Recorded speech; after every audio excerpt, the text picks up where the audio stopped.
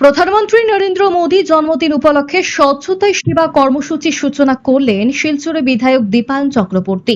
মঙ্গলবার মোদীর জন্মদিনে যথাযথ শ্রদ্ধা জানিয়ে শিলচরের সার্কিট হাউসের কাছে বিপিন চন্দ্র সভাস্থলে স্বচ্ছতাই সেবা ক্যাম্পেইন 2024 আনুষ্ঠানিকভাবে সূচনা করেন তিনি।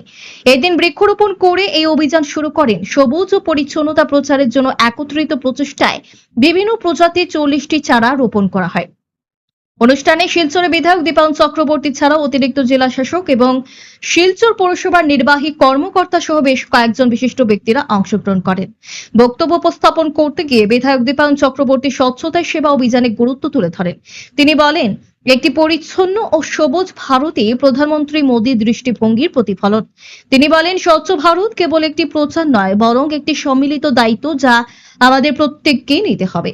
এই প্রচার অভিযানটি শেষ হবে 2রা অক্টোবর মহাত্মা গান্ধীর জন্ম জয়ন্তীতে। Bureau report, daily Barak. নমস্কার। স্বচ্ছতাই সেবা মনোভাব নিয়ে আজকে প্রধানমন্ত্রী নরেন্দ্র মোদীজির জন্মদিন উপলক্ষে আমরা 17 সেপ্টেম্বর থেকে শুরু করে আগামী 2 অক্টোবর পর্যন্ত বিভিন্ন কার্যসূচি শিলচর পৌরসভা হাতে নিয়েছে। এখানে উপস্থিত রয়েছেন আমাদের এক্সিকিউটিভ অফিসার ভ্যানলাল রামপুই ও শর্মা সাহেব উপস্থিত রয়েছেন, সৌরভ রয়েছেন, রাজু রয়েছেন। তো আমরা সবাই মিলে আজকে শিলচর পৌরসভার অধীনে আমরা বৃক্ষরোপণ দিয়ে এই কার্যসূচি শুরু করেছি।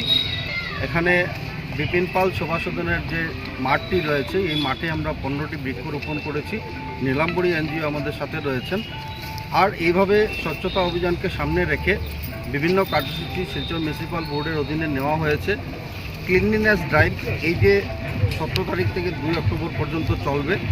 আমাদের যারা সাফাই কর্মীরা রয়েছেন তাদের স্বাস্থ্য পরিষেবার জন্য একটা হেলথ ক্যাম্পেরও ব্যবস্থা করা হয়েছে। যেগুলো গার্বেজ পয়েন্টগুলো, ভার্নারেবল পয়েন্টগুলো রয়েছে, সেইগুলো থেকে গার্বেজকে সরিয়ে একটা কিছু করার ব্যবস্থা সেটাও পৌরসভা হাতে নিয়েছে।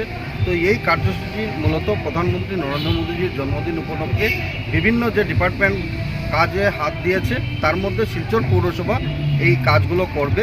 আমি শিলচর পৌরসভার এক্সিকিউটিভ অফিসারের মাধ্যমে সকল কর্মচারীবৃন্দকে আন্তরিক ধন্যবাদ জ্ঞাপন করছি যে নরেন্দ্র মোদীজির যে চিন্তাধারা, যে স্বচ্ছতাই সেবা, এই স্বচ্ছতাই সেবাকে সামনে রেখে এই কার্যক্রমকে সফল করে তোলার জন্য যে উদ্যোগ নিয়েছেন, তার জন্য তাদের সকলকে আন্তরিক ধন্যবাদ জ্ঞাপন করছি।